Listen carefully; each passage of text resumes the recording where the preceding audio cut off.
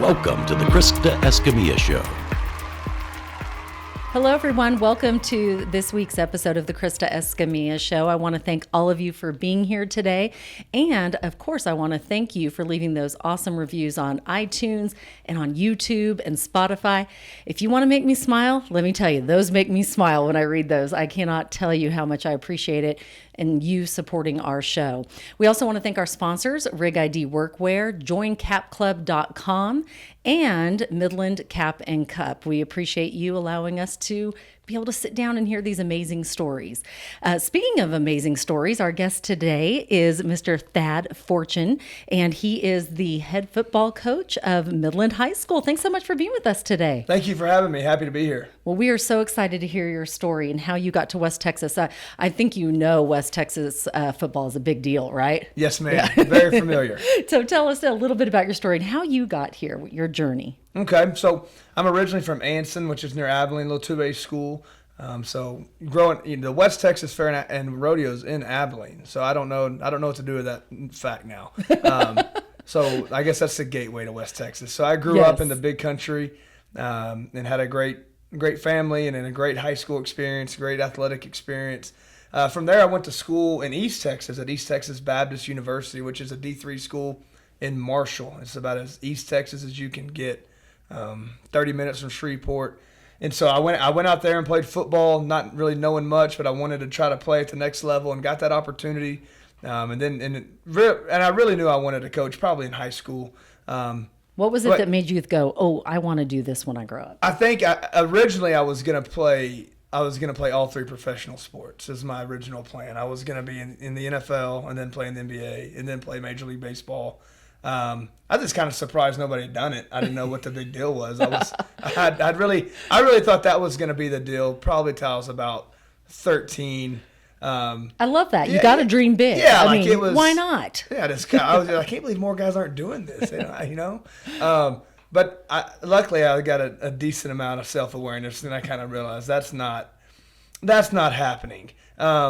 And so then I don't really know. I do remember in high school distinctively in my senior year telling my high school football coach, Daryl Cash, I said, I want to coach one day. And really not, obviously you have no idea what that means and what all goes into that, but that's kind of what I said. And so then I was like, well, if I'm going to coach football, I should try to play football. And I got the opportunity to play small college football and had phenomenal experience and just so many moments over those 4 years that kind of ended up being Ebenezer type moments that directed paths in my life. And so that was really neat. So anyway, played football out there for 4 years and got into coaching. My first coaching job was in Stephenville, Texas, which is a great place to coach high school football. I was not on the varsity staff. I was the 7th grade C-team football coach and the freshman basketball coach. And so I had no idea what I was doing. That was just kind of my welcome to the real world moment as far as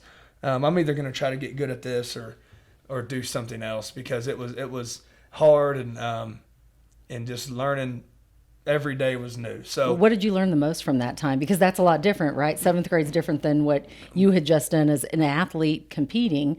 And now you're in that teaching role. Yeah, I think what was funny is I remember my very first day of being a coach in 7th grade football practice, and I was a receiver coach, and I was a quarterback in college, so I was around receivers. So I just remember all the drills I watched them do, and I was like, well, we're just going to do those drills. And I was like, oh, these guys can't even run. And we got to start at the beginning.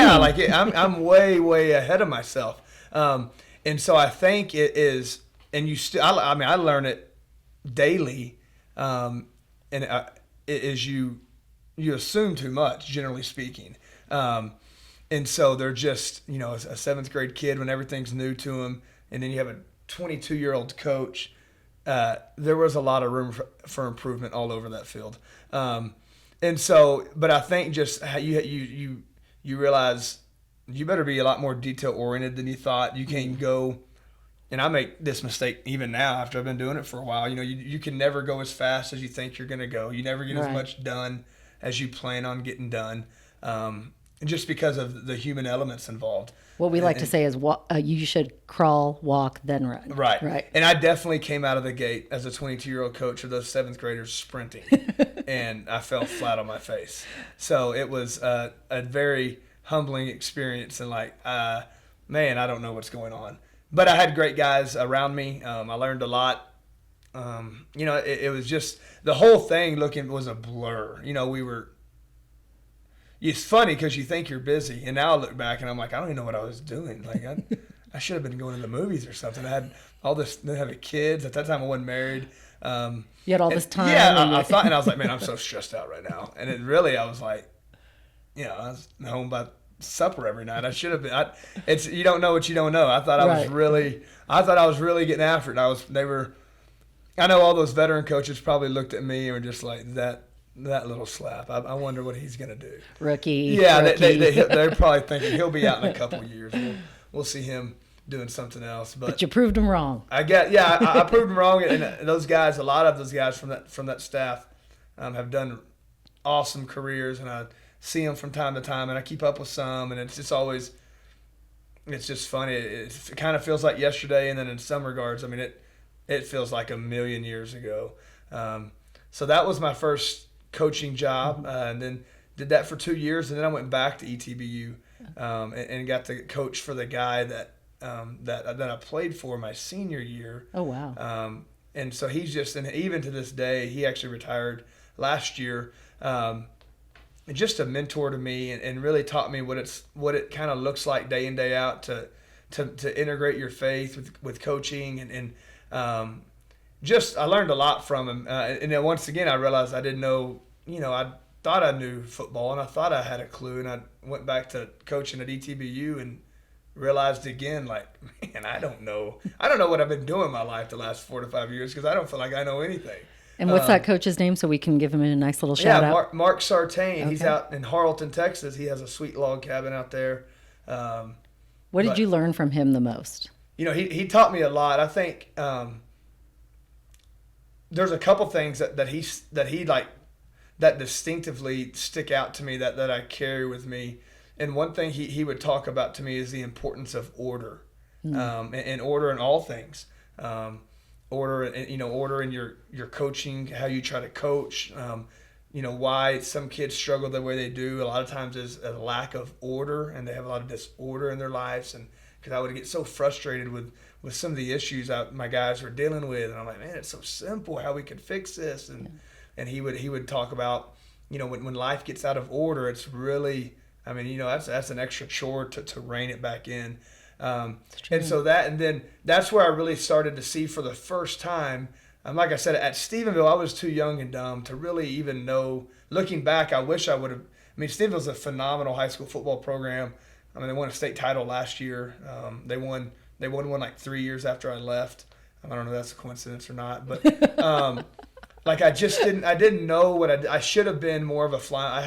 I told a young guy that the other day, a junior high coach. It's like, I should have been a fly on the wall, but my head was spinning, and I don't even know what I was overwhelmed with. I guess not having a cafeteria to eat at or something, but I couldn't. I was just trying to survive every day. Right. As you do when you're learning, learning your craft. Yeah, you don't know anything. And when I got back to ETB, I think is when I realized, and I started to really, I could have picked this up at Stephenville, but I just didn't.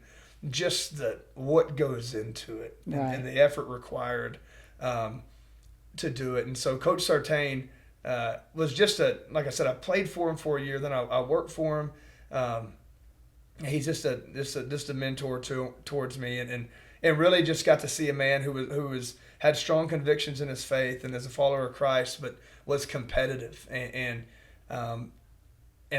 so to this day, I just think you can marry those two very well. So that was awesome. Worked for him for 3 years, and then there was a coaching change at ETBU, and I was able to get retained, which is kind of like that was so 5 years into my career, I kind of get my first taste of what happened. How it just kind of there's a lot out of your control. There's a lot of things that especially as an assistant, you don't know what's going on, and then your boss is gone, and then you were thrown into that role. And then, and then it's like, well, I wonder if I'm going to have a job, and so you just all my first taste of living with all those unknowns, but luckily I was retained, which don't know why. The guy didn't know me or anything, but he was a phenomenal head coach named Josh Ergel.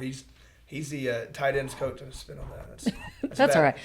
That's why there's that little. Edit that. Yeah, that's bad form. I brush my teeth once a week, whether I need it or not. So, we're definitely leaving that in.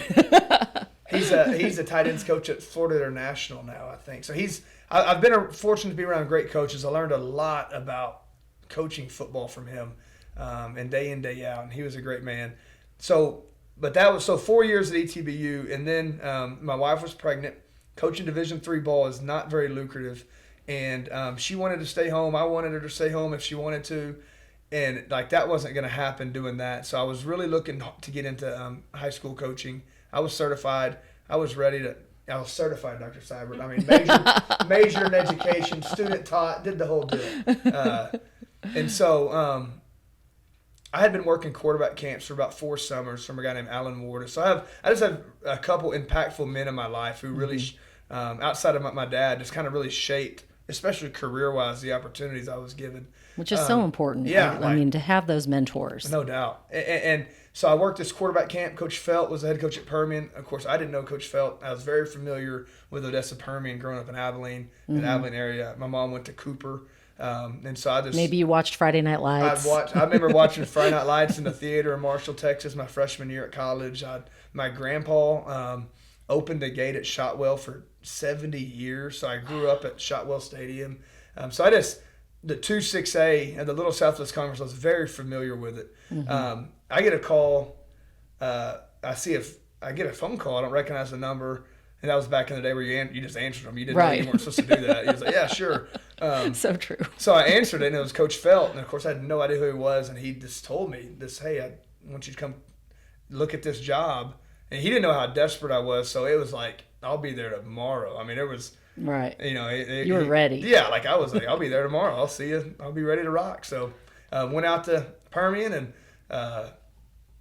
that was, lucky enough, he thought I'd be a good fit, and so spent 7 great years as the offensive coordinator and quarterback coach at Permian, and loved it and learned so much from Coach Felt, and another one of the men in my life that just has given me opportunities and believed in me, and so then, of course, 4 years into my time at Permian, Coach Felt came to be the AD at Midland ISD.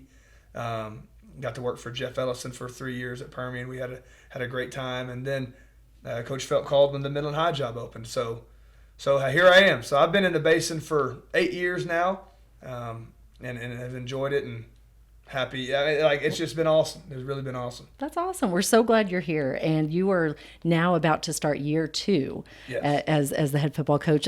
But you did mention that you spent 7 years at Permian on the. Let's see. I'll make sure I say this right. You were the offensive coordinator. Yes, ma'am. So how would you describe your offense? Well, it's funny. A lot of people have an opinion about what I do offensively, which is fine because what I learned is because everyone can have an opinion, yeah, right? Yeah, that's right. But what do you think about it? Well, what I think about it, well, I learned that there's about 15,000 offensive coordinators every Friday night, which is always an interesting thing to think about. It really is. If I were to show up at some CPA's office and just start really telling them how to move some stuff around, but I'm going to try that sometime. Yeah. So no, but it's an option-based offense, and so I didn't really. Football coaches are very territorial. They're a lot of times they're kind of they do what they do, and then there's nothing else. I think there's a lot of great ways to do it. One of the things we talk about in Midland High is that it's how you do what you do, not what you do. I like that. And so let's say that one more time for the people in the back. That's right. It's how you do what you do, not what you do. And love it. And that applies to offense, but that would apply obviously to anything in your life. And so, but yeah, so it's an offense. It's very similar if you watch college football and you watch the academies, Air Force, Army, Navy. It's an option-based offense. It's not very common. It's not new. It's not, there's not many guys that know it, I would say. And so I think there's several advantages. Every offense has some inherent disadvantages, and this is no different. And so that's why you try to perfect what you can do well. Right. Offensively, what's really important is that you have an identity. And so prior to my time at Permian, I never really had an identity. I just remember game planning, and every week you felt like you were starting over or just trying to do what you saw on TV and you weren't capable of. You're like, hey, that worked. Yeah, and you just and it worked, and you don't really know why it worked, Right. but it looked cool, and everybody loved it. And so, but what I knew as a coach, just from being as a player at ETBU, and I actually went through 4 different offenses in 4 years as a quarterback, which is that's not good for those that That sounds hard. Yeah, it's not. There's obviously a lot worse problems in the world, but as a football player, that's not a very good thing to do. Right. And so to me, I equate it with golf. I'm thinking that would be like changing your golf swing every 4 years. Right. It's like you go, or you go every Hank year. Haney, and then you go, some guy from Golf Digest, and then you just go back like I do. You just ask your buddies who can actually hit a decent golf shot, and then they just screw you up more. And then you're like, what is happening? So right. then you So watch that a would be YouTube hard. video, and that always fixes me. Yeah. So I wanted an identity. Yes. I saw the guys that I competed against and the coaches I admired, they had an identity. And then the option, it's referred to as the flex bone oftentimes, kind of fell in my lap. And That's awesome. And I was just looking for an identity at this point in my career. And so really whatever I would have come across, I would have probably gone all in. Yeah. And it just happened to be this. And it's working. Yeah, it's working, and I think it's important from a coaching standpoint. I think there's obviously you can try to do a shallow dive all over with a lot of different things, or you can try to take a deep dive. And I don't know if it's my personality or just how I'm wired, but I would rather do a deep dive and just try to get as good as I can and learn as much about something as opposed to learning a little about a lot. Yeah. And so that's that's my approach.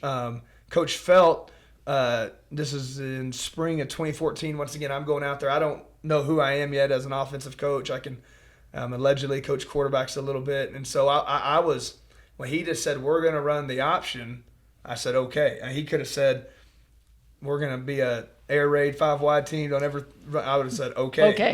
Literally that conversation in his office over at Permian High School really charted my course for me, because I just said, sure, I want this, I'm ready to do this job. Right. Whatever you tell me is what we're going to do. And so that's how I got into it, and just haven't looked back. Awesome. And I want to hear more about your team and how excited you are, because I know we all here in West Texas love hearing about football and team. And we're going to talk more about your upcoming season in a minute. But first, we're going to do quote of the day. Let's do it. So I'm a quote girl, Thad. I'm sitting here today in Midland, Texas with Thad Fortune. He is the head football coach of Midland High School. Go Dogs. Love it. So there you go. Go ahead and pick one out, and we'll read it.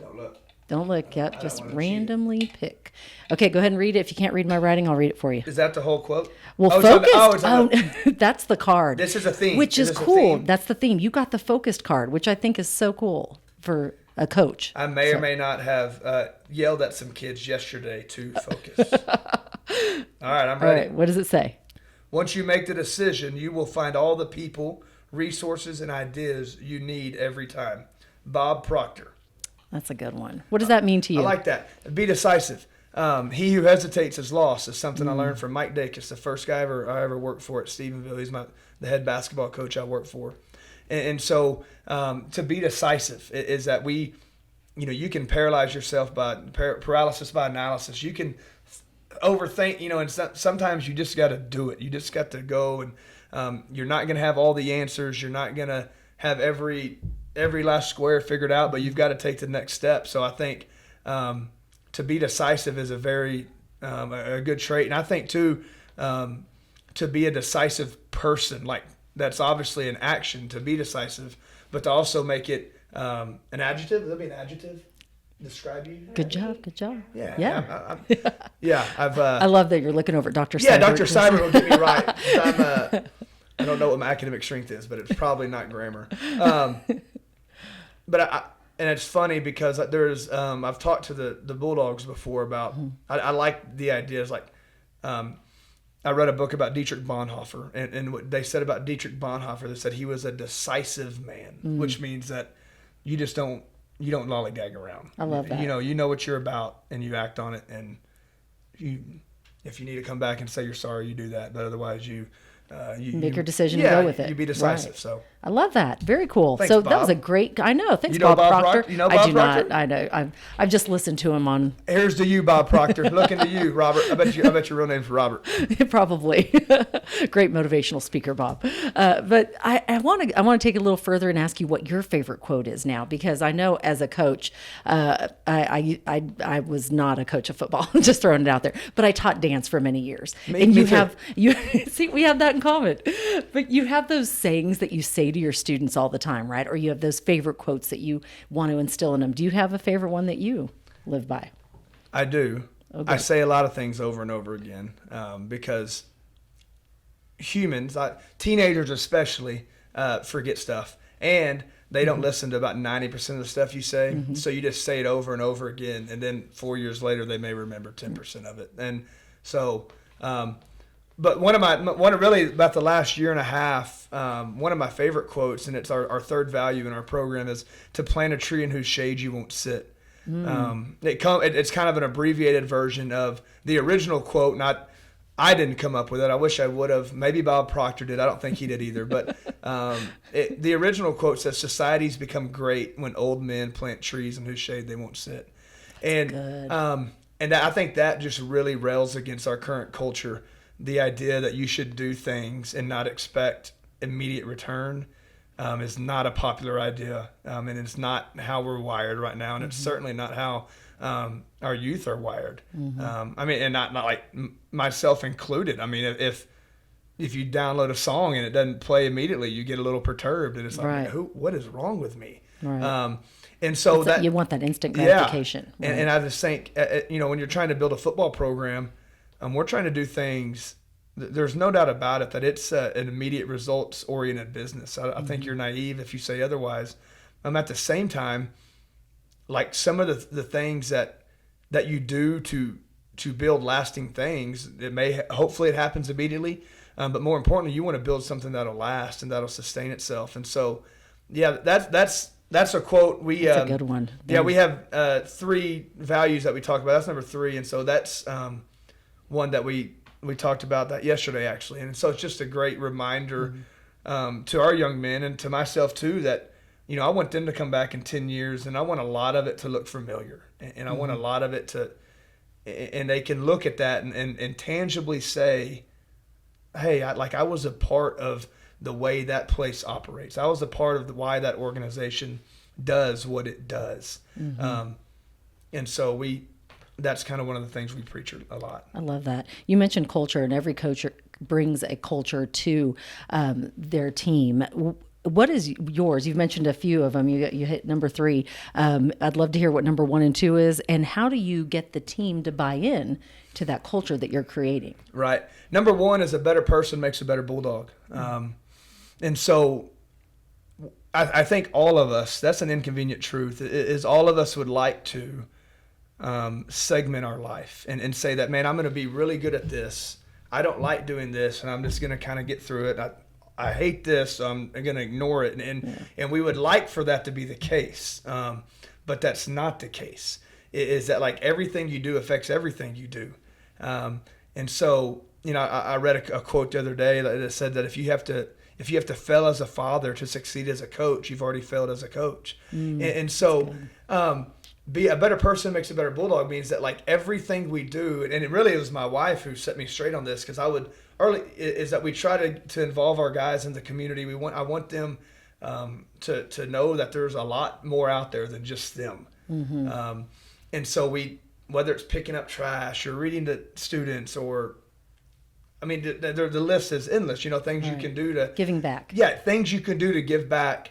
Well, the football coach side of my brain says, well, that's great and that's neat, and everybody pats us on the back. Right. But like we need to get first downs. Right. And we need to get it back on the field and practice. Like, right, there's right. one way that the Bills keep getting paid. Right. And so that was, I really would kind of that's awesome. I'm glad that's good. And that people like that. And I like that. And there's so much good. I felt like a Grinch. I was like, but is it helping us, on the field? And like, as often happens in my house, in the kitchen, I got a talking to. And basically, the gist of the conversation was essentially like, look, like you're improving them as people, so those people go to practice. There's probably going to be a better chance you're going to be able to coach that person better at practice, making him a better football player. And then she's like, "There you go, idiot. You have your wish. You're helping yourself on the football field as well." And so, I like your wife. Yeah, she's a smart woman. Yeah, she's a good girl. And that's number one. Number two is leave the jersey better than you found it. We just got finished with junior high camp, and so these 7th graders are coming into a new age of athletics where in youth sports you buy your jersey and you keep it. Mm-hmm. Like that's what you do. Right. If you're doing GMFL. Yeah, right. My boys still wear their little Under Armour under the light shorts. Yes. So like you buy and you keep it. Well, then you get into high school and junior high sports and you borrow it. Mm-hmm. And you turn it back in. And so it's like when you get this jersey, you're getting it, now this is figurative, but you're getting it in a certain condition. The guy before you worked a certain way, mm-hmm. He acted a certain way, he treated people a certain way, and now hopefully he did all those really well, and you're going to have to make that jersey better when you give it to the next guy. And so we talk about leaving the jersey better than you found it, and it can be much more simpler than any of us want it to be. It's like, when you get into a school desk, leave that desk a little bit better than you found it. Literally, if there's trash, pick it up. But more importantly, like how you treat the teacher, how you work at your assignments.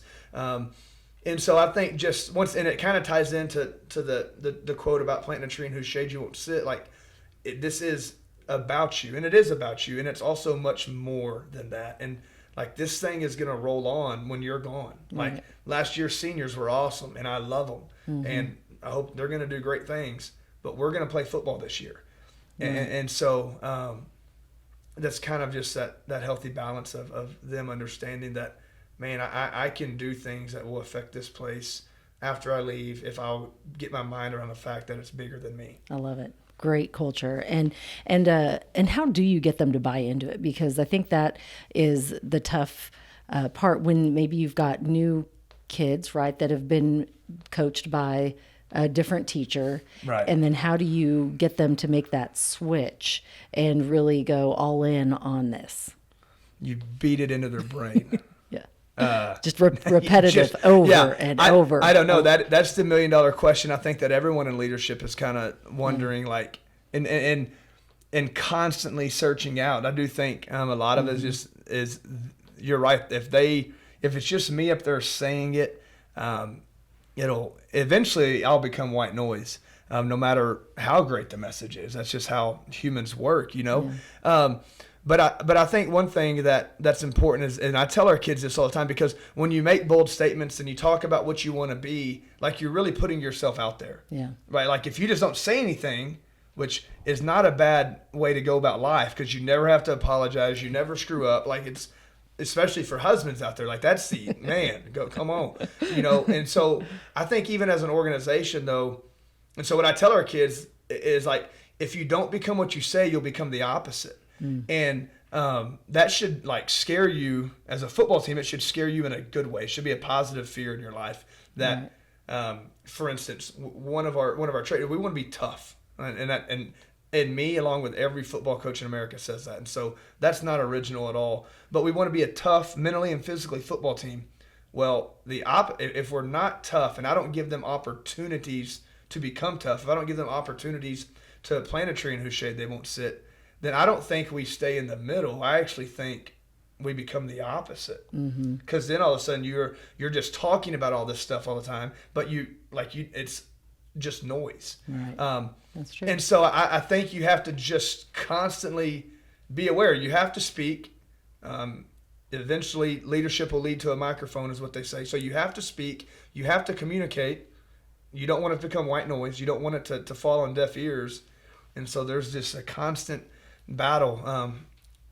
Look, the leadership brought you to the microphone today. That's right. There it is. I thought Dr. Seibert was coming in hot. But yeah, and so I think you need to communicate, and then we try to give our players opportunities to communicate in front of their peers. And I don't know. I've kind of rambled on that question. I just think, as we were talking about in our staff meeting a while ago, like this profession, and maybe all professions, I don't know. I just know about this. It's like it's an all-consuming deal. Mm-hmm. Like for better or worse. I don't. Sometimes that's maddening that it is that way. You don't go home and just put your feet up and wait till you clock in the next day. You're just constantly. The wheels are always turning. Always. Yeah. And hopefully you can learn how to,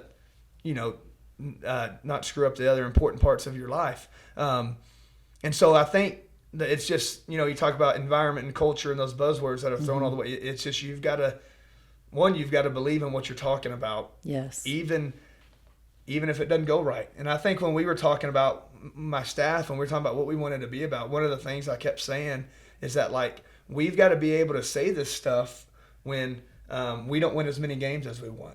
Mm-hmm. Like, we can't say this stuff now and everybody's happy and you're the new guy and like, you can't say it now, and then if it hits the fan, you start saying this switching. You can't do that because you'll lose everybody and you'll look fraudulent.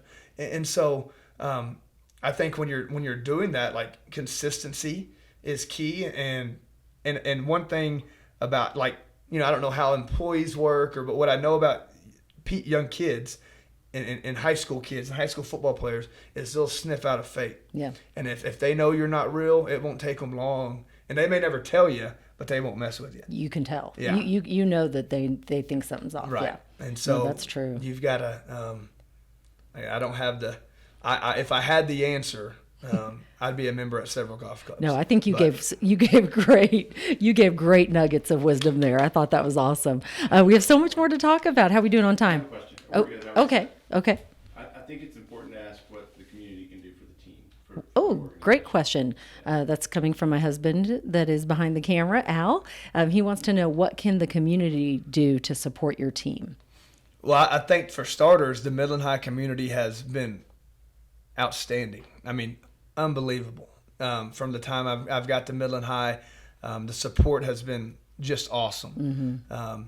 And then but generally speaking, I think from a football coach's standpoint is, like, these young men are all in, and they're investing countless hours, countless, sweat equity, however you want to say it. And so, and one of the reasons that we do that, one of the reasons that we try to work as hard as we can absolutely work as often as we can is because, and I'll tell the kids all the time, like, there's a public test for this deal.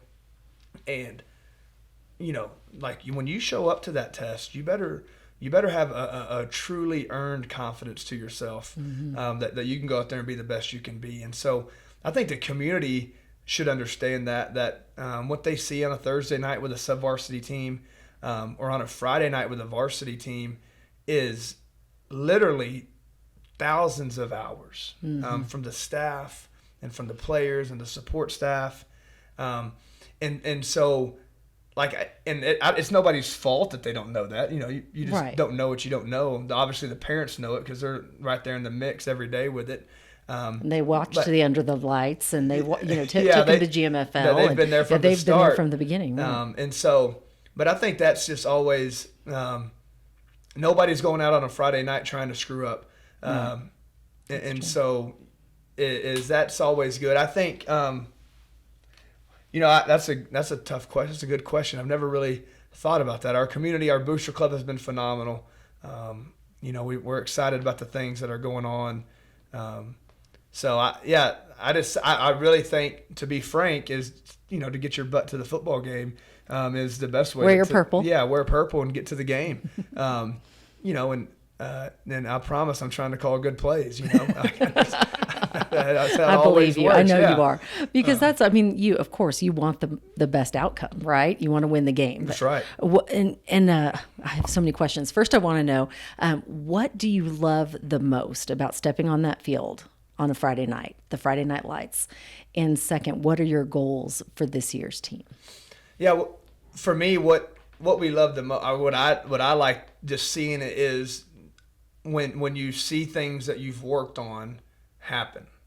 I just think that you can't replace that. You see it click with the kids. Yeah, like you see it click, like the things you've been telling a certain guy this all the time. You've been telling him this all the time, and then it happens. You know, he finally trusts you. He buys in. He does what he's coached to do, and it happens.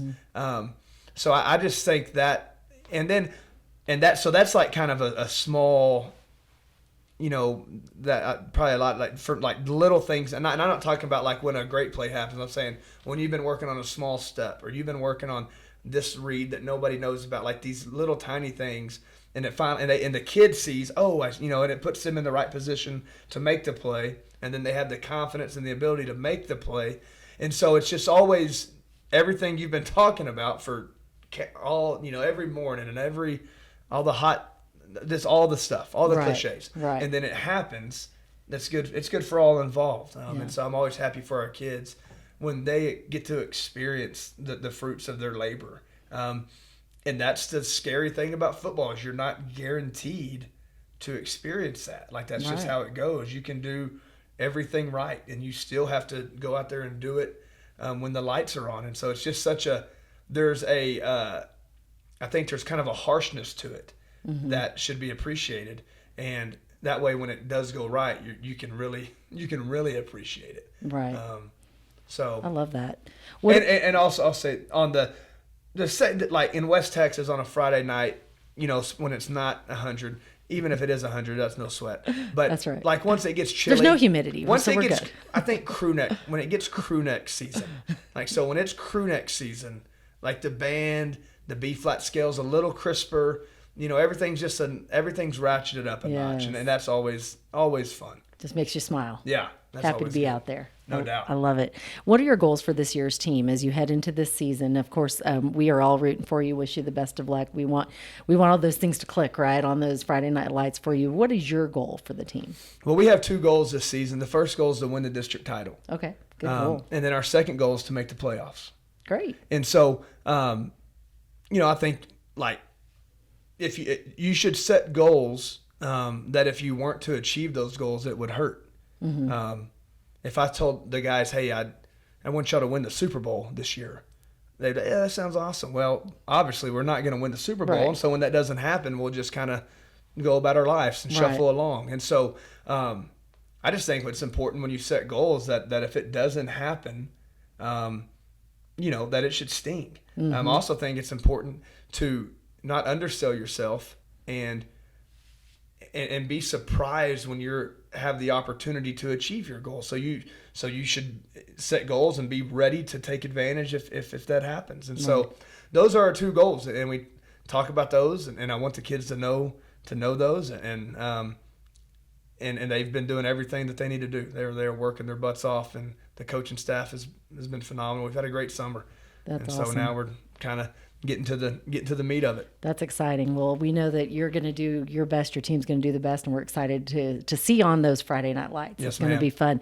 Okay, it's time for our question of the day. Once again, if you're just joining us, or if you were, in your car and your kids started talking to you and you kind of got lost in the podcast, I want to remind you who we're speaking with today, because we have had such an amazing conversation. This is Thad Fortune, and Thad is the second year. This is his second year as the head football coach of Midland High, and we're having a great conversation today. So All right, here we go. pick another Not gonna one. look. Don't look. This is Could just it be a Bob Porter I question? no, because this is just a question that you're going to answer. Sorry, Bob. What card did you My get? favorite category. Is it? What is it? Sparkle. Sparkle. I got think- the sparkle yeah, category. Nothing. Yeah. So what is your question in My the sparkle? question is, what is one skill you wish you could learn and why? Oh, good one. To sparkle. Yeah. It's very simple. I think it's very simple, and I think something that the Escamilla family takes for granted. The ability to pull out a driver and just know or have a pretty good assumption this ball is going to end up in the fairway. Right. I have no idea what that feels like. I don't either. Only my kids do. I don't. Man, that's what I want. Oh gosh, and so that's funny. I need help bad. So since you brought up golf, which I heard there's a fun story about you golfing through the pandemic, and you cut down your golf clubs. Let's talk about this real quick. Well, yes, during the pandemic, I was gonna make a strong push for the tour, and so I'm an awful golfer, but I like to go out there. All right, I was watching a golf tournament, and I heard them say Bryson DeChambeau's clubs are all the same length. Okay. And I thought, I also thought, man, I can hit a pitching wedge pretty good. Right. That's when I hit a good pitching wedge is when I think maybe I am in the wrong profession. That's when I'm like, maybe I should go after this. And then I go to the next hole and get a driver, and it's just worm burner. And so I thought, well, maybe I should make all my clubs the same length as a pitching wedge. Good. It makes sense. Seems logical. Yeah, you're hitting that one good. Yeah, I hit that Maybe one good. you'll hit your 7-iron good then too. Did it work? Well, I had this cheap fairway wood that I bought at Academy one day, and I said, well, I need to try it on this guy first. No joke. So I go home one weekend to my dad's shop, and he doesn't care. He doesn't care. You're an idiot. So I cut it off. I buy some grip. I put it on there. This is no joke. I go out, home course number 2, Hogan. I go out there one day, and I pull that thing out, and it's like this little kids club. But no joke. The first time I nailed a shot, like 285 yards down the fairway, and I thought, this is it. I'm going on tour. I just did it.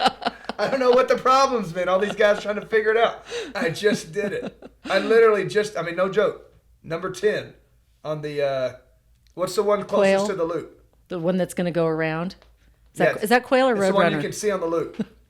Okay, yes. So that number 10, you're hitting away, going, not 10, I'm sorry, 11. So I just did 10. 11 coming back. Man. Oh, okay, I got you. Just nails. And I thought, wow, like here I am. I've done it. I took a picture of it. I did all sorts of stuff. True story. I eagled the hole. Oh my gosh, that's great. It's a par 5, I believe. Next shot, I hit it like, I'm the kind of golfer, I hit the ball, nailed it again with whatever I was using, an iron, and I'm looking around, and then I was like, oh, it's by the cup. And so then I'm like, oh no, I'm really going to be a golfer. What, did you birdie? No, that was one. That was your eagle. That was your eagle. Yeah. Oh my gosh. Never leave an eagle putt short. That's what right. they say. And I put that thing right in the hole. That's awesome. That was my last good golf hole. That was it. You finished there. So no, obviously I kept going because like I'm going to go to the tour. I better keep playing. Right. And then I took out my little short club. No, I'm sorry. No, now what I did next. So then my expensive clubs, I was like, oh, since I figured it out, right, I better go cut these off. Right. And I had just bought a Mizuno Rescue, and I had a ping driver. And I was like, well, now I better go get these things shaped up so I can really... Did you cut your putter too? No, not okay, good. So I went back to my dad's shop. Got the saw, and I cut those expensive clubs. Oh my goodness! And they never hit one good golf shot. That's funny. So the moral of the story. The moral of the story is, like, I don't understand that one. That's still in my head. Doesn't make sense that this club at this length hits the ball good. I heard it's something to do with weight. Yeah, that's what they say. So I went back. I licked my chops. It was rough. It was embarrassing. I went back to golf. What is this? Golf headquarters. Golf headquarters. Yeah, Jared right now is listening. Jared is listening, going, "You did what, Dad?" And I told him, I said, I found these clubs at a garage sale. Could you fix them for me? Some poor slap. I didn't have the heart to tell him that I was trying to become a That's professional funny. golfer. Oh, thank you for sharing that story. That is funny because, we all do things, especially in the pandemic, that we think is going to make sense. And it didn't. It did for one hole. It did for one hole. Phenomenal. And you'll never forget that eagle. I won't. No. We're let's see. We're doing okay on time. I know we're getting close to the end, but I have a couple other questions. This one actually comes from my husband Al. Okay. He wants to know, how can we compete with the depth of the Dallas schools? Because that is something that we all kind of wonder when you look over there and they have the depth. They have 3 or 4 guys, right, that can jump in at quarterback or jump in at wide receiver, and we don't have the depth. How do we compete with them?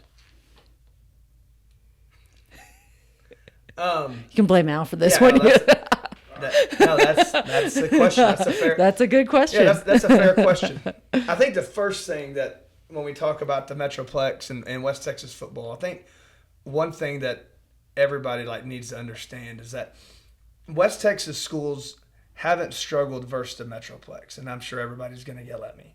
West Texas schools have struggled versus the Blue Bloods out of the Metroplex that beat everybody. So I think that's everybody freaks out when someone can't beat South Lake Carroll. Well, frankly, nobody can.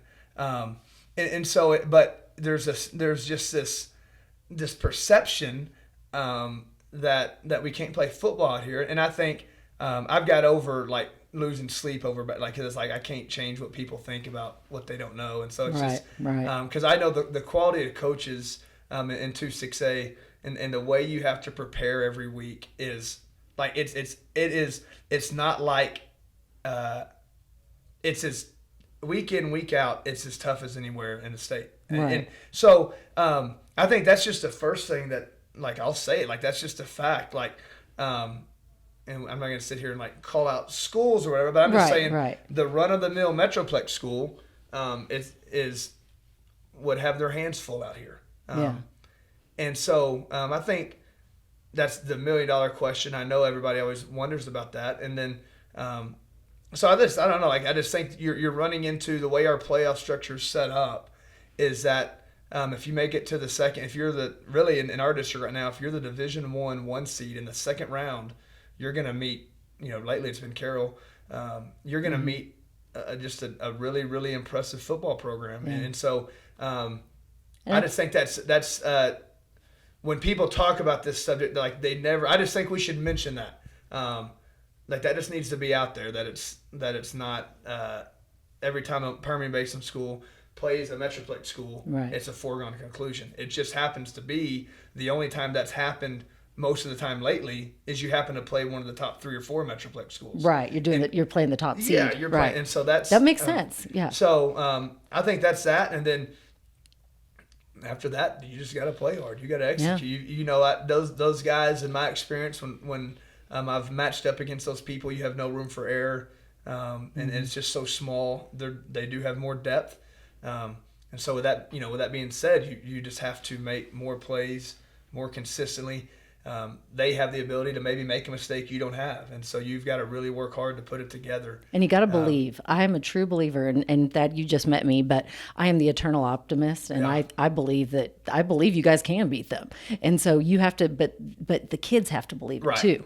You've got to, it's just like when you walk onto a golf course, and we see this with our kids. And I always say They laughed at me so hard one time because I said they were playing in a really big tournament with all these kids all over the state. And I said, don't ever go and judge your ball flight compared to theirs. Everybody's got a different ball flight. They're like, really, Mom? That's the advice you're giving? I'm like, but don't compare yourself. Everybody's different. And you've got to believe that you, with your skill and your ball flight and with your throwing ability, you're going to be able to beat them. Right. So to me, it's all about the belief. It is, huh? And then it is fun when you beat them. Exactly. And so I believe y'all can do it. Thank you. So you got this. All right, we have a little section of the show at the end we call Favorite Things, and you can just rattle them off really quick. Tell me your favorite things. Favorite NFL team? Tom Brady. Team? He's the team? Yeah, whoever Tom Brady's playing. So the Bucks. Okay. Favorite coach? All-time favorite football coach? Nick Saban. Okay. Favorite book? It doesn't have to be about football, but just favorite book. Even though I didn't answer that fast, I try to read books. That needs to be stated. So I feel like I'm not trying to search for some book. Right. Favorite book. Favorite book. Man. I know it's a tough one. No, I know, but everybody's thinking you don't read, and I'm trying to say I do try to read. What's the one where you watch the sun up, like you're supposed to wake up when the sun rises. Yeah. Okay. What's that? What's it called when you just think what you did lately is good? Yeah. Like whatever it is. Recency bias. Okay. Recency bias. Okay. That book was called. That's how good it was. Bottom of the Pool by Andy Andrews. Hey, And good I told job. Dr. Sy, he said, everybody sees the sunset, not everybody sees the sunrise. So Davis Seibert, get out of bed. I love it. So that's not my favorite all-time book, but it is a great book. I love it. Favorite movie? Favorite movie. Like I always say Shawshank Redemption, and then it's like, well, everybody says that. So I'm trying to think of a different. The Sandlot. I'm big on The Sandlot. I'm currently into like little kids sports movies I grew up with. I'm showing those to my boys. So I'm just Rookie of the Year. Oh, fantastic good one. movie. But I'm gonna go with for the sake of being old, Shawshank Redemption. Meaning that if it's on TV, I won't change the channel. Gotcha. What about Rudy? Is Rudy up there? I like Rudy. I've met Rudy before. Have you really? Rudy Rudiger. Oh my goodness. In Abilene, Texas, at a deal. And How cool is that? I have the Rudy VHS, and he signed my ticket, for the event.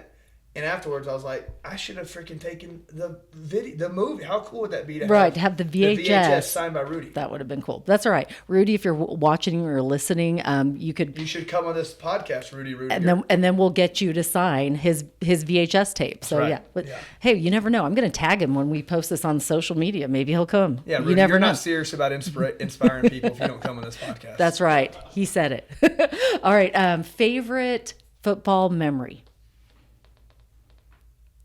Favorite football memory. My senior year, we upset the Quanah Indians in the first round of the playoffs. So that was check. That was my junior year. That was a really neat memory. I'm bad at this game. No, you're doing great. You're doing great. There is no way to be bad at this game. Well, I know, but it's just like I just kind of like I don't give enough thought to these kind of things. Favorite football memory. Mm-hmm. Oh, this is a kind of a cop out, but like when you have as a coach, when you have a good game, because you're so nervous and it can be a very stressful experience, and things go well, and then you see your family. Aww. So that's sappy, but I love sappy. So that was good. That was really good. Okay. That also means I was a really average football player. That I don't have just like some. Oh yeah, 04. I threw the state championship winning touchdown. My first state title as a player was really special. That's awesome. All right, favorite. It's kind of a trick question. Who's your favorite high school football team? My favorite high school football team is the Midland High Bulldogs. Yes, you answered. On you Bulldogs. My second favorite high school football team is the Anson Tigers in Anson, Texas. There you go. Well, thank you for playing my favorite things. That was fun. I'm going to do better next time. No, you did great. It has been so much fun sharing this time with you today. We are unfortunately out of time, but I want to close with asking you, is there anything that you came into this interview hoping I would ask you, and you're like, I really hope that the listeners get to hear this about my story, and we didn't get to talk about it? Well, I wouldn't say there's anything specific that you didn't ask. You can tell this in your first rodeo of interviewing folks. Oh, thank you. It was fun. I loved hearing your story. This has been great fun. Yeah, no, I want people to know how excited I am about what's going on at Midland High. Just really with all of our programs, there's so much good stuff at Midland High. Mm-hmm. And so I just think there's so many people working so hard with so many good kids that are working so hard. That the days ahead are very bright. I love it. All right. And final question. We like to give back to our community. Like we were talking about earlier, it's so important to support our nonprofit organizations. And we will give a donation on behalf of the Krista Escamilla Show. And you get to pick who it goes to. So who are we giving the monies to? Well, is this does it need to be Permian Basin? It can be anywhere. It does not matter. It can be any nonprofit that you want to give to. Ben Ritchie Boys Ranch in Abilene, Texas. Okay. Say it again. Ben Ritchie Boys Ranch in Abilene, Texas. And what is that? So we can let everyone know so they can learn about it. So Ben Ritchie Boys Ranch, and actually, and it's a family care center. So they take in Abilene, they have two campuses, one in Abilene and one in Albany.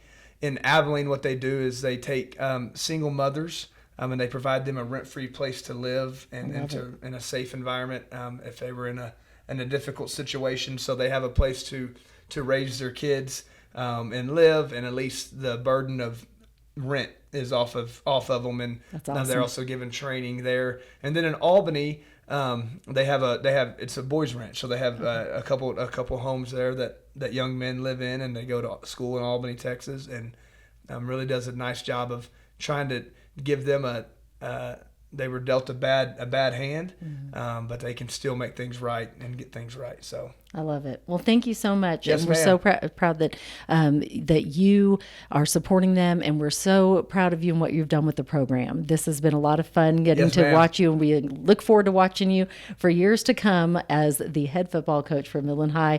Go Dogs! Have a great season, and we look forward to catching up with you another time. Yes. Hopefully, when Rudy comes on to sign your Rudy's- VHS yeah, tape. I'll bring my tape. So, All right. Thank you so much. Thank and you. Thank you to all of you listening today. We hope you enjoyed it as much as we did. It was really fun. I know that we all love football here in West Texas, and to get to hear from a head football coach has been an honor for you to sit in our chair today, Thad Fortune. So thank you so much, Thad. Also, our sponsors. We want to give a final shout out to our sponsors. Thank you for allowing us to turn on the lights, and not the Friday night lights, but the studio lights, and get to share these amazing stories and wonderful people in our community. So thank you to Rig ID Workwear, to Midland Cap and Cup, and to joincapclub.com. That's it for now. Remember my mottos. You've heard them before, but you're going to hear them every time you listen. Dream big, just like the sign says, believe in yourself, and never give up. You make it a great day, and we'll see you next time. Bye-bye.